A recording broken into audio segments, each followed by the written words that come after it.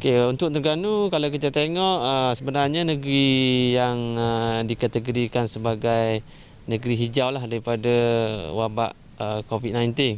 Walau bagaimanapun setelah pihak kerajaan Malaysia membenarkan sektor-sektor ekonomi dibuka, termasuk juga dengan sukan, dan sukan kita sebagai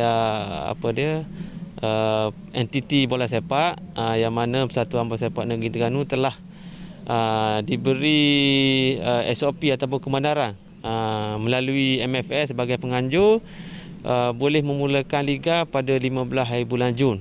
Walau bagaimanapun tarikh tersebut telah diberikan pada 15 hari bulan, tetapi perlu mengikut SOP yang telah ditetapkan oleh MFA dan KKM lah.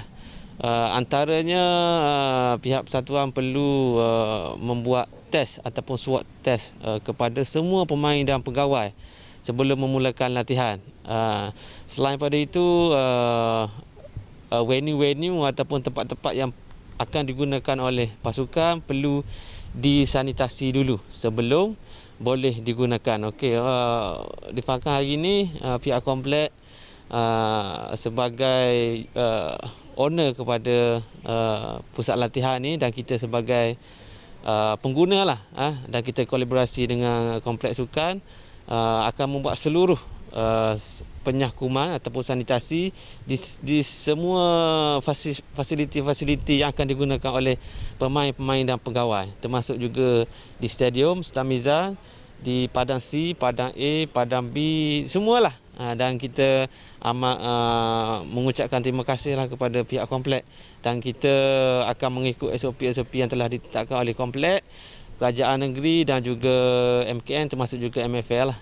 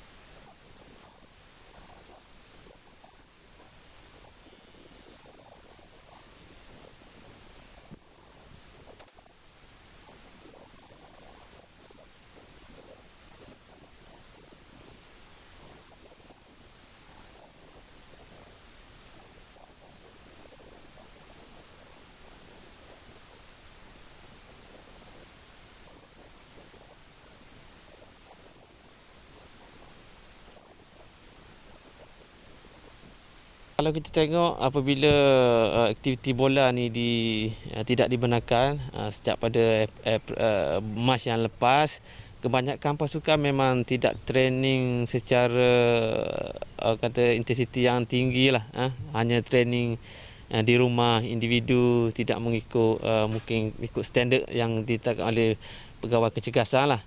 Tapi semua pasukan akan ada kesan yang sama. Jadi mana-mana pasukan yang mengambil peluang ataupun kreatif dalam menghadapi wabak ini, kemungkinan pasukan tersebut akan lebih lah. Contoh dari segi fasiliti mereka yang cukup, yang mana padang setiap kelab tu ada banyak, disebabkan hanya 10 orang saja setiap pasukan dibenarkan dalam satu masa di padang. So mana-mana pasukan yang mempunyai fasiliti padang yang banyak, mungkin mereka akan lebih sikit lah dari segi persediaan tu untuk menghadapi Liga Malaysia.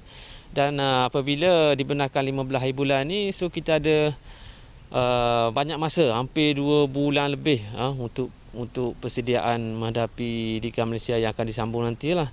Dan SOP untuk pertandingan nanti pihak MFA belum keluarkan lagi. Kalau kita tengok semasa latihan ni agak ketat, mungkin semasa pertandingan juga mungkin agak ketat lah.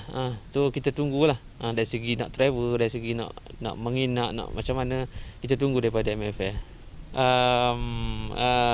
kebiasaannya bola ni dia tidak lari daripada penonton.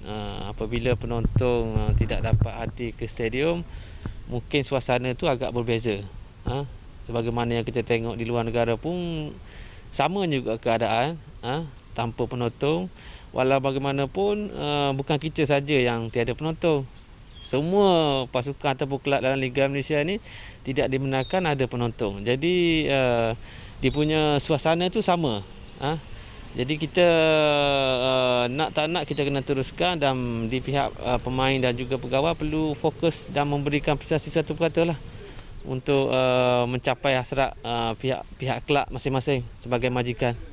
Pada tahun ni memang bola sepak disebabkan wabak COVID-19 ni agak berbeza lah, yang mana kemungkinan besar penonton tidak dibenarkan. Jadi bila tidak dibenarkan ni, sebagai penonton memang tertunggu-tunggu bila perlawanan akan bermula dan macam mana, adakah boleh datang ke stadium.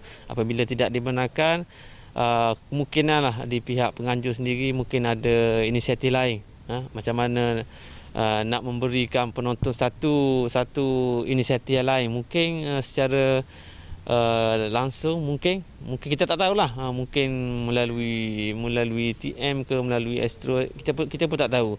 Tapi hal-hal demikian kita kena buat, kerana apabila tiada penonton ni, penonton tidak boleh lari daripada bola sepak. Tanpa penonton, ibaratnya bola sepak tu rasa main macam seorang sendirilah. Mungkin ada inisiatif lain lah, kita tunggulah. Saya pun tak tahu juga langkah-langkah yang akan dibuat oleh pihak penganjur.